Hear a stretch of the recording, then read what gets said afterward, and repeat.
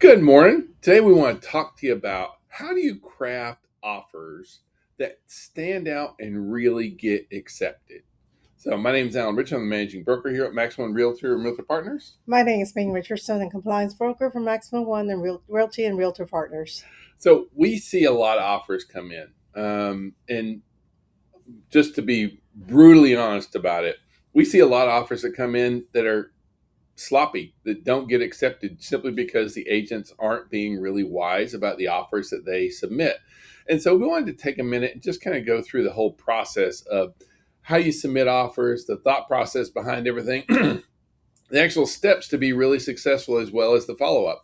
So we just kind of want to jump in and get right to it. And the first thing is whether you're a buyer or a seller, but particularly if this is going to be for crafting an offer, this is going to be for your buyer. You need to do a comparative market analysis or a CMA.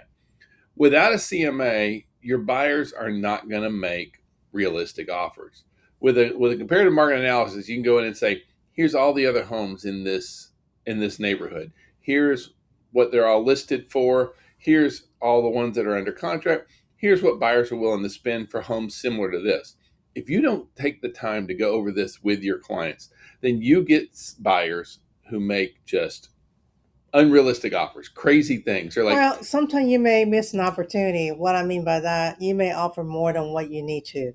Once again, knowing the value of the neighborhood is extremely important because that's going to let the seller agent know whether or not you've done your homework or you're just being unreal. or like even right now, we're seeing where some folks are getting back into the habit of making low ball offers. And I get it, if the comps support a low ball offer, that makes sense. But if you're making a low ball offer, just like, let's try this, and it's so far from the realm of normal, from reasonable, that's the kind of stuff that tend to just be a waste of time. Sometimes you actually make the seller so mad they won't accept any future offer from you if it's absolutely ridiculous, that kind of stuff. So that's definitely going to be step one. Step two, get a loan commitment letter from your lender that matches your offer. We when we list property, if you send me an offer for 350 and a loan commitment letter for 400,000, and it's not a full price offer, what do you think we're going to do? We're going to ask you to bump up the Yeah, sale we're going price to. Yeah. That's it exactly. as a seller. So we do like loan commitment offers that match. You should have a really good relationship with your lender because you want that lender to be a partner in submitting this offer. It should just not be this third party, far off in a distance, that kind of stuff. The other thing is that once we submit offers, we like our lenders to call the listing agent. That's how you get. That's an additional step in getting that done. But that's why the power of the lender is so important for you. You definitely want to take that offer and go over it with your clients, and you want to be able to kind of review any disclosures, clarify all the appliances. Lead-based paint and all that good stuff. Any addendum or contingency, please make sure you put that on there. Yeah. Now, you do want to put a time limit on your offers. It just needs to be realistic and reasonable. Don't leave it without a time limit because then you just have this offer that goes out into perpetuity. But also, don't feel like You got to put a laundry list. well, not only that, but the real kicker with time limits is sometimes, especially newer agents, have this idea that I can force the listing agent to do as I want. So, on we'll generally list our properties on Wednesday or Thursday. We hold an open house on Saturday. We don't even allow. The seller won't even see offers until Tuesday, and it never fails. We'll get an offer in on Saturday, and it expires Saturday at midnight, and that's so that they feel like it'll force us to present that offer to our seller, but it won't. Our seller's already instructed us. Look, I want offers on Tuesday. So on Tuesday, he's going to see an expired offer. And Is really what's going to happen. Well, there. and sometimes seller may be truly out of town for Yeah. that weekend, and they're like, don't call me unless it's a great offer, and you get this average offer, not great with a lot of contingencies. And then, and you know what the seller, because as the seller's agent, you already had a discussion with them Mhm. on what their wants, desires, their time, their financial requirements, and stuff like that. So you know exactly what the seller's looking Yeah. for. And if if a buyer's agent try to force the issue, said you haven't presented my offer, and you can say the offer is being presented, but no response yet, because sometimes seller is unavailable during a weekend, especially if there are going out cruise, taking vacation, and or emergency, whatever that is. Yeah. But normally we can get hold of them. But at the same time, understand that by putting a deadline on the time limit, let's say you submit the offer at noon and expect to get an answer at 9 o'clock that night because you don't want to go under contract with someone else, that's just not going to work. Now, one of the things we want to make sure that we do is we want to submit as clean of an offer as is possible. Sometimes we see the initial offer come over and it will have 3 pages of addendums before like we haven't even got to anything at this point, and they're already, and I need this and this and this. If you send over a very dirtied up offer, it's probably not now. And I get it. It's Especially a lot of new agents feel like I got to protect my client here, here, here, here, here, here, here. But if you set all that over on the initial offer, a lot of listing agents will be like, I mean, not that the listing agent is going to but reject you it, but go they're going to you talk to their clients about it. right, Yeah, and you're going to make the seller really upset because you're looking at potentials before you even have an inspection. yeah. So rather than trying to make all the party uneasy from the word go, just do the inspection. Based on inspection, figure out what is it that you guys really need. Yeah. When you submit your offer, please submit your proof of funds or your pre-approval. Don't make the listing agent ask you for it. If you can't submit it with it, that just makes, for us, it looks like, okay, do they really have a pre-approval or not? That kind of stuff. We do love and also hate love letters. Buyer love letters can be very, sometimes we've seen Well, where they can be you effective. can't technically you can't submit those anymore. Well, the trick is you have to be careful about talking about property and not people. If you talk about property, that's one thing. A lot of sellers really care about the home that they're selling. And if you have just a nice, hey, thank you so much for allowing me to see your home. I really love this about it, that kind of thing. You can do it. You have to be very, very careful. Some listing agents won't take it, but sometimes that's one thing that you can do to help your offer stand out. Once again, don't do it. Now, Ming doesn't like them, obviously. For compliance Yeah, issue, for yeah. fair The housing, compliance actually. broker doesn't like them, but the guy who gets offers accepted does. So, um, so what about temporary occupancy? I would not go into it asking for it, but be prepared that you may need to give it depending on the certain situations. We don't love temporary occupancy by any means. It tends to have a lot of problems down the road, but sometimes you may have to do that. Your inspection timelines, be realistic. Don't be crazy. Now, what I mean by that is give yourself enough time, but also don't ask for so much time that it seems ridiculous. Well, We, during pandemic, the timeline needs to be stretched out. Well, double-edged sword. yeah, short and long. Yeah, Yeah. So what happened is during pandemic, to get an inspector out in a short amount of time, it was nearly impossible. And because there was such a high demand, it was a seller's market, and therefore seller was not going to entertain anything that was a long time for inspection. So um, but once again, we be really aren't reasonable. seeing crazy time frames. We're seeing most of our home inspectors are giving you the report the same day or the next day. Um, you know, if you come out asking for 2 weeks for due diligence timeframes, inspection timeframes, that's probably going to get rejected. That's just not being really smart about that. Same thing. Just make sure that your financing contingency timeframes It are is appropriate. appropriate. Right. Now on both of these, make sure you give yourself enough time. Don't do a due diligence for a day and think that you're going to get everything done in a day. That's not realistic either. Do be flexible about the closing date within reason, what needs to happen. Sometimes you have sellers that have something going on. Engaging with the listing agent can be a real benefit there because they know that something that you're willing to work with them on, that kind of stuff, having flexible closing dates within reason. I don't mean like crazy stuff, that kind of stuff.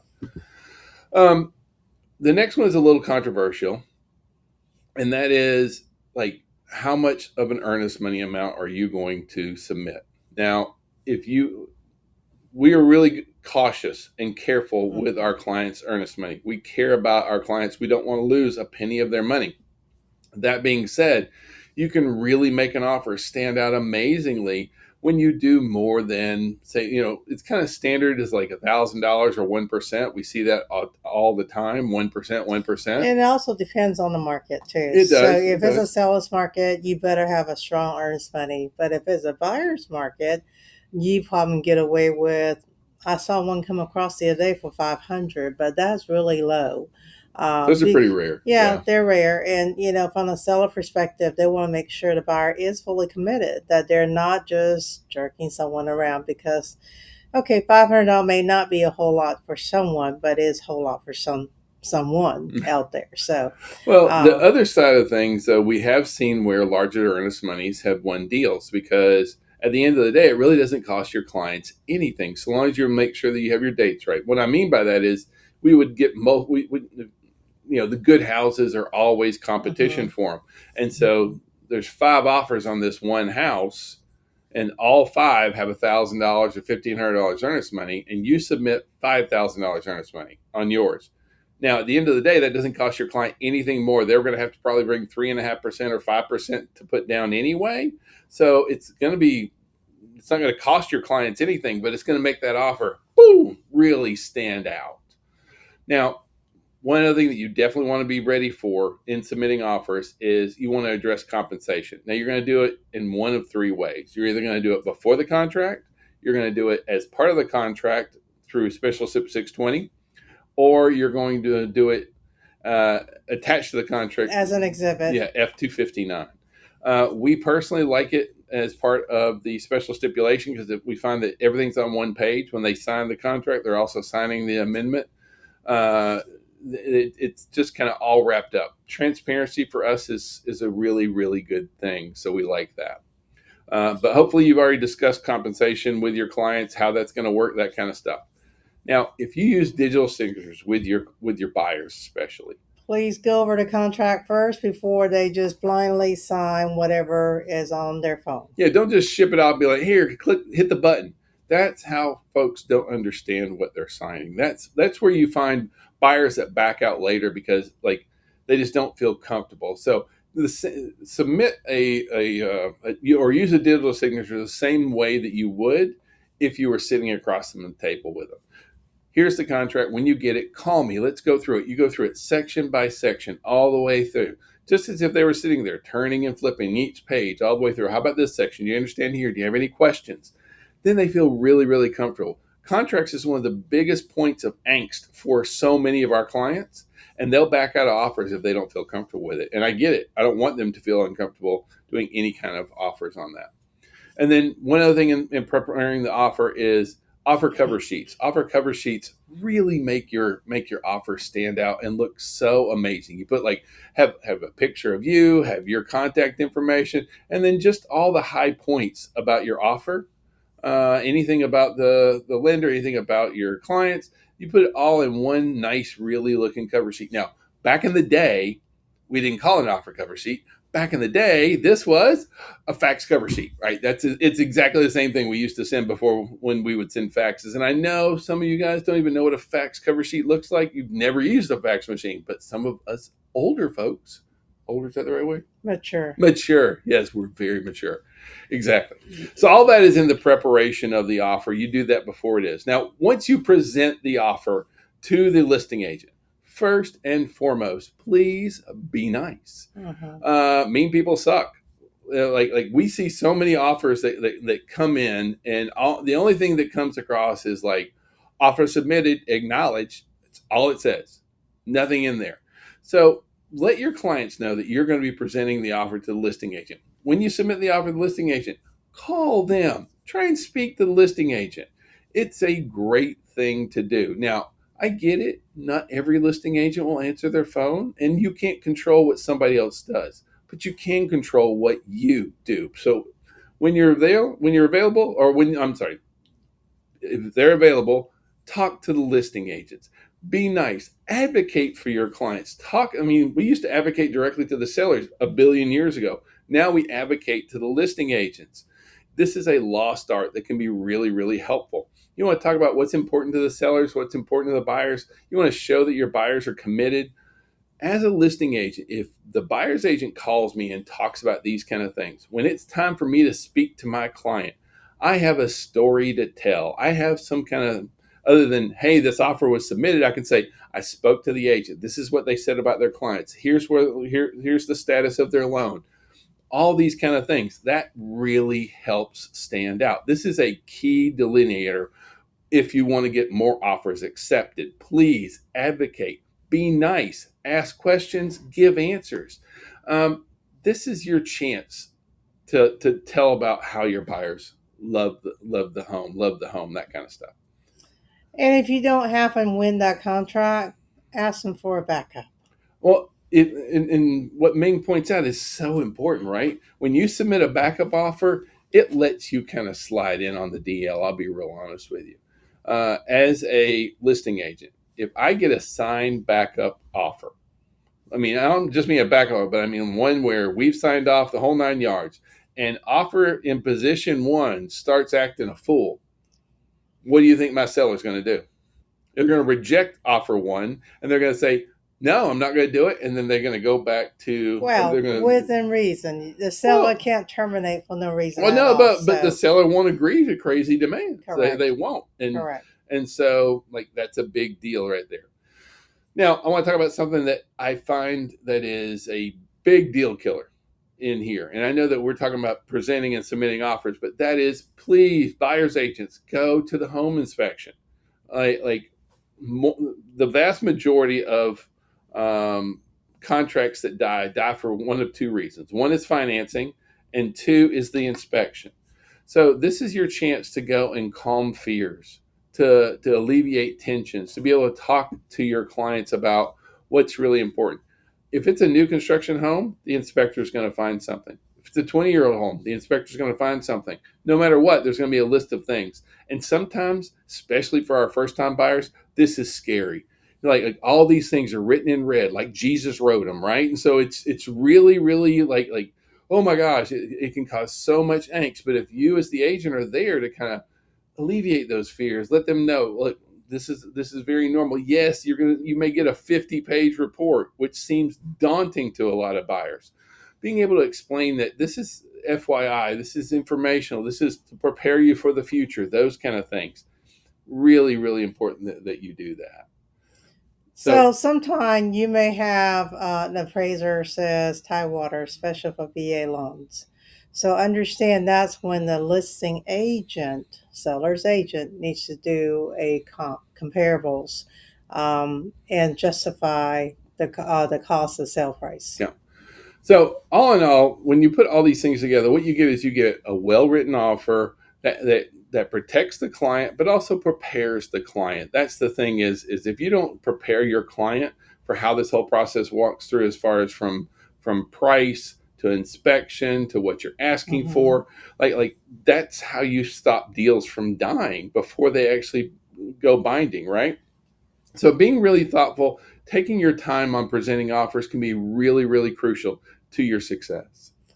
Well, Thank you, thank you so guys. much for watching us. We look forward to seeing you again next week. Bye, guys. Bye bye.